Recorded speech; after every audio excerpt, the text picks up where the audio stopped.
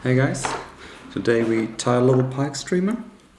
Nothing too difficult, but we use the new monster dip and some feathers to get a really nice and light fly you can cast on a 7-8 weight, but also of course on heavy rod. So we start with a thread wrap on the shank. It's a Veevus thread, don't know which one, I think it's a 200 in here, it's quite strong thread. I like strong threads. And then we take some bucktail out of the box. We tie a natural fly, so we use some white bucktail in the beginning, take some fibers from the top because they don't spread that much for the tail section. And then we strip off the underfur and just tie them in straight like that.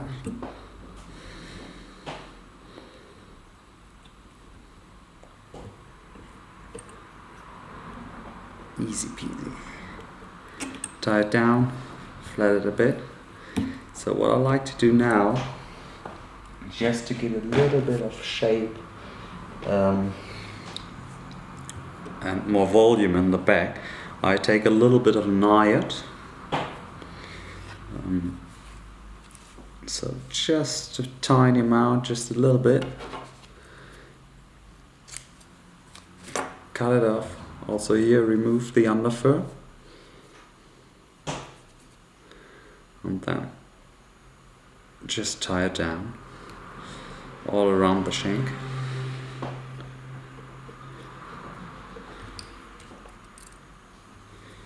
And cut the rest. Take a brush, cat brush from the pet store, and brush it out. So what we do then, we take a little bit of flesh, maybe pearl. So just grab a little bit. Just a few strings for the tail. Probably around 5 to 6 strands, but quite long. So we taper them a bit and tie them in, push them down.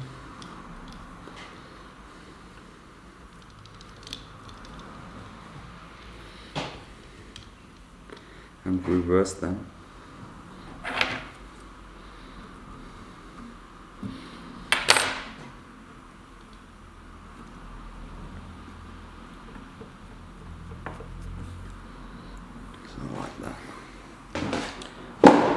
Also wanted to have feathers in it. We just grab some feathers and we can take some grizzly feathers. Some brown will work, maybe some grey. Just random selection of feathers, just to get a feeling that it looks good.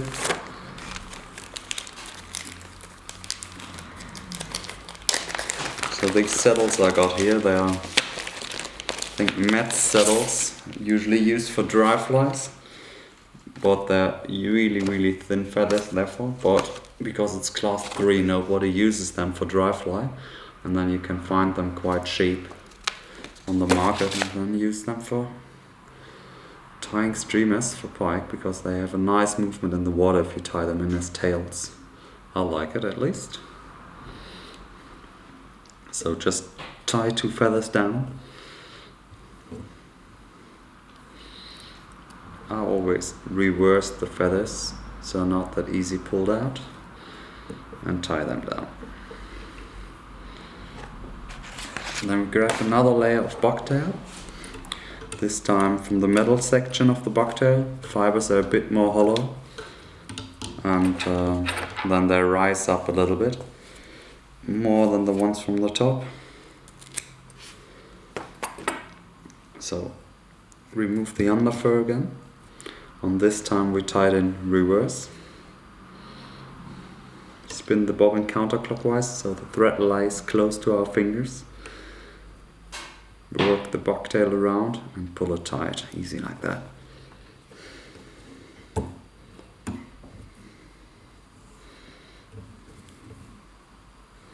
Don't have a pen tool here right now, but Just fold it back a bit. It's not that important right now because we just want to have another piece of volume where we can lay the next bit of feathers on top of.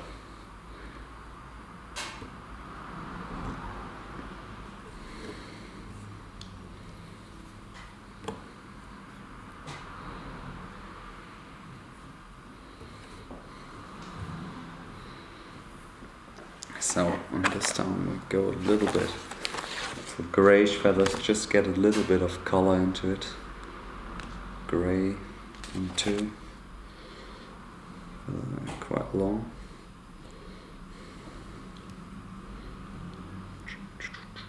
Just spread them around the hook.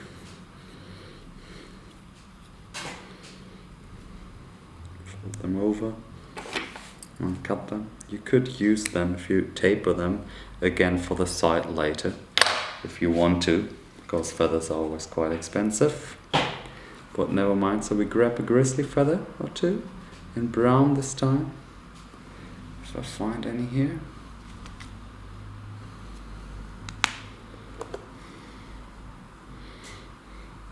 There's one.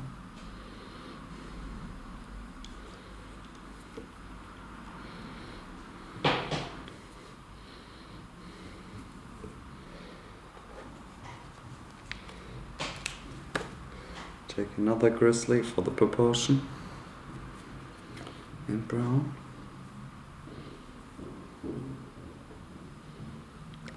Like that. Tie it down. Then we cut it instead of ripping it off. And tie it down.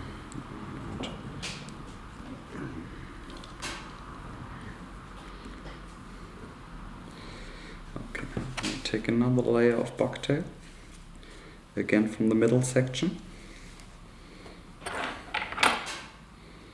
Not much, just a bit. Get the fur out, tie it in reverse. I like to cover my thread wraps with the end of it, so like that, and just work it around.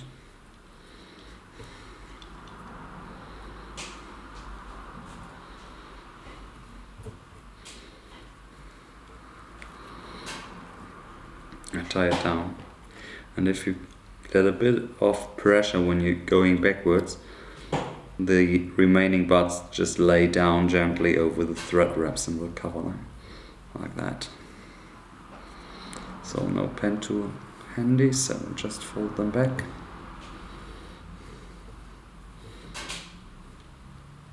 Pull the thread out straight and build up a cone in front of it to keep the bucktails in an approximate 45-degree angle pointing backwards.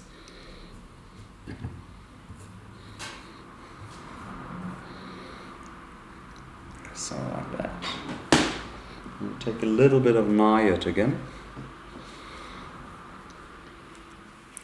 If you have Nayat at home and it's not straight anymore, you can just iron it with a lot of steam, which makes the Nayat really nice and straight again, like this one. I just ironed this one yesterday. So remove the under fur out of it, and this time I tie it in reverse as well.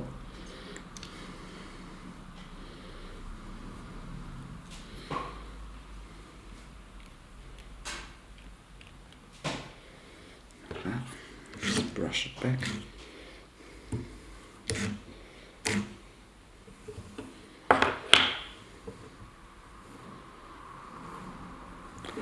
This gives us a nice volume in the fly, because all the bucktail feathers, they just decrease in size as soon as they get wet, and the Nayat's giving it a nice tape and volume, and also good movement in the fly. And you see the fibers are super long here, all the way to the back. It gives the fly a nice silhouette. So what do we do now? Maybe take some feathers. Got some brown ones here. I haven't used this one yet. These are short ones, never mind. So like that. First one.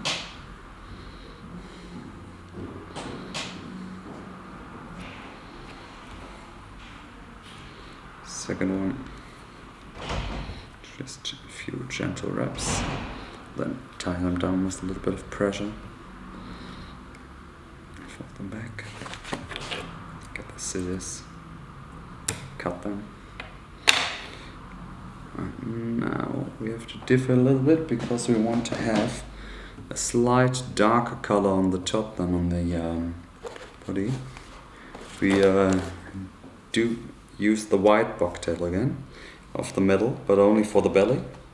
And on top we tie in a different color of bucktail. So we get a little bit of white and remove the smaller fibers underneath and then tie it in on the back side of the belly. Just a loose wrap, hold it in position so it's not spreading around the hook. 1-2 strong wraps so it's in position. You can keep it like that there for a second. Then we have to grab another box. Have to find something nice for the upper side. I like to go with a kind of darker olive or tan color. So we're using a tan here, which is a little bit darker, and then we maybe can even go further in the head section with olive to get a slightly shift of the colors from dark to light.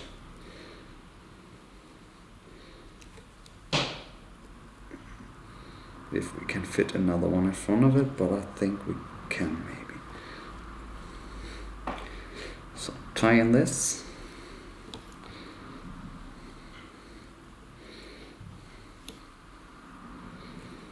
Like that. Still no pen tool available. Fold it back with the hands. You can just do it several times until they are in position, and then you can grab them all. Pull the thread out straight and just put some wraps in front of it to build up this cone to secure the position of the bucktail. If you get the feeling that the thread is sliding off these cones, you can just secure it with a little bit of super glue, and then you can wrap on it again to get the bucktail in the right position. So now there's no sliding of the thread and the cone is building up constantly. Like that. So, last section of bucktail. I'll maybe put in a little bit of feathers again. I'm gonna go for some white grizzly again. So let's get a few of them. Just a few thin ones.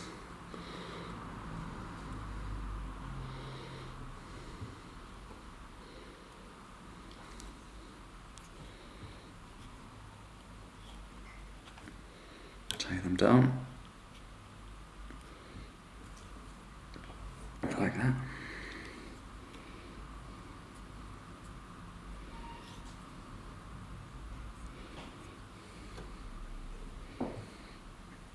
And we get the darker olive bucktail, and now we take the fibers from the very end because they're really nice and hollow and they spread way more than the other fibers you'll find on the bucktails, because the air gets trapped and then just squeezes the hair together and the angle is changing and it's rising up from the hook bend.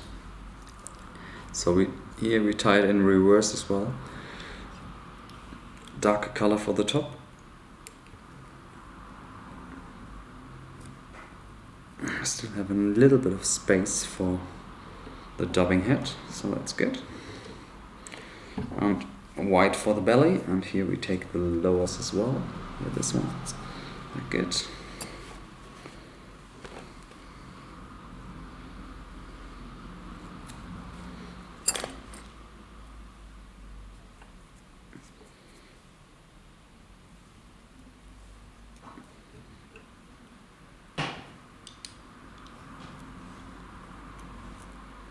So just secure the position a little bit with the finger so it's not moving too much around the hook, because you want to keep the colors separate.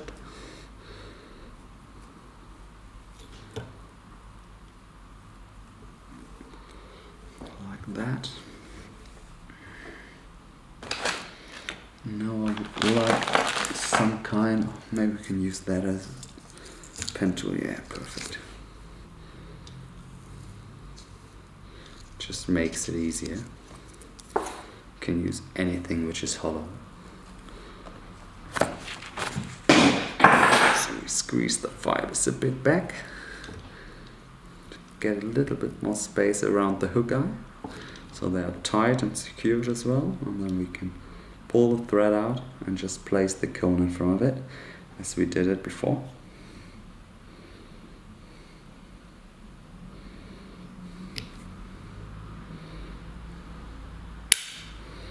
Like that. So now there's the part where we grab the monster dub. So the monster dub is here in different colors, and we go of course for some brown olive color, and then for a natural white on the bottom. So I have some brown here and some olive. I'm going to mix it, just pull out a bit.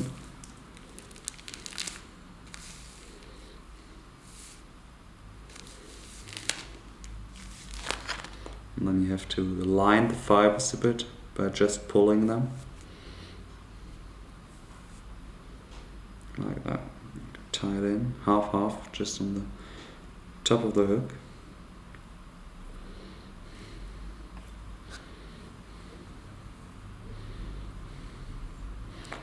And then on the bottom we get some natural white, new color. Just got in today, I think. So take some natural white. It's a little bit darker than the pearl white. Maybe a bit more for the belly. Fold it around. Tie it in half.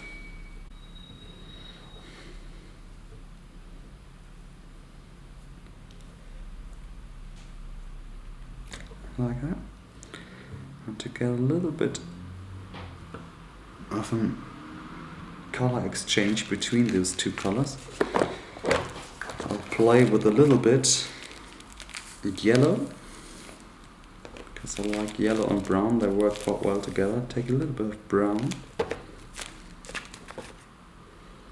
and just mix them up. Really easy, you just take two colors, mix them a bit in your hands, and they will just blend quite nicely.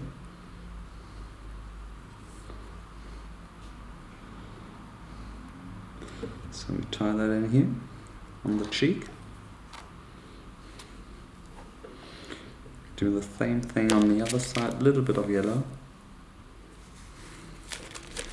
a little bit of brown.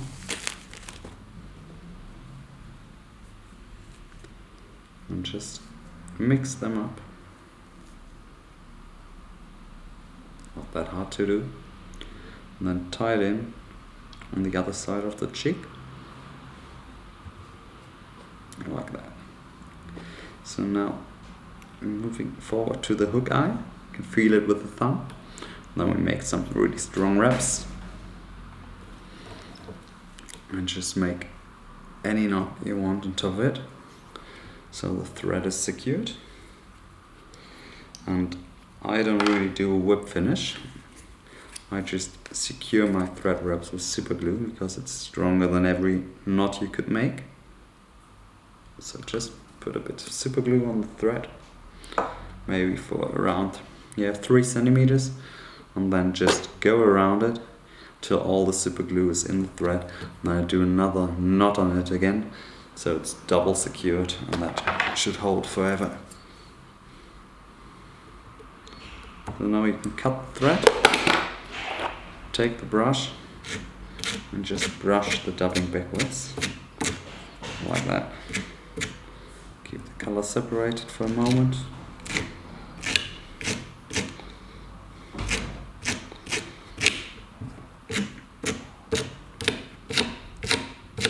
Really have to work the dubbing a bit, so it really mixes the colors a bit more and gets this nice tapered head.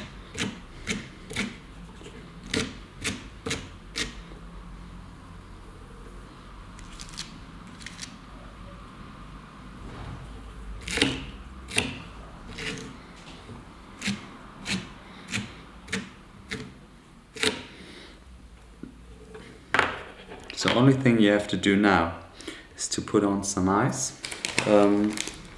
like big eyes on pike flies. And I wanted to give it a little bit of color, so I thought we'd play with a little bit of orange. And take my E6000,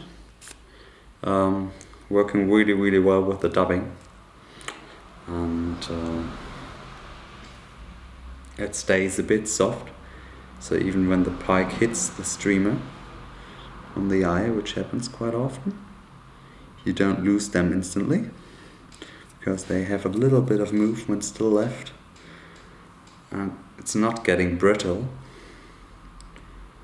so nothing is breaking. It just moves a bit with the bite of the pike, and that makes it lasting way longer than super glue or other glues.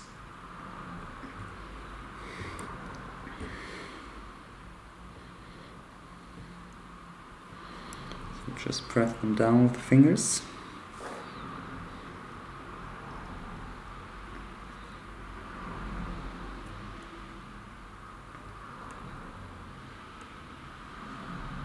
Just give it a few seconds to set.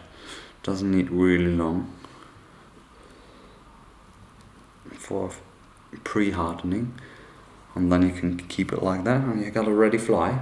Just let the eyes dry a little bit longer before you put it in a box or somewhere. So this is a natural looking pike fly with the monster dubbing.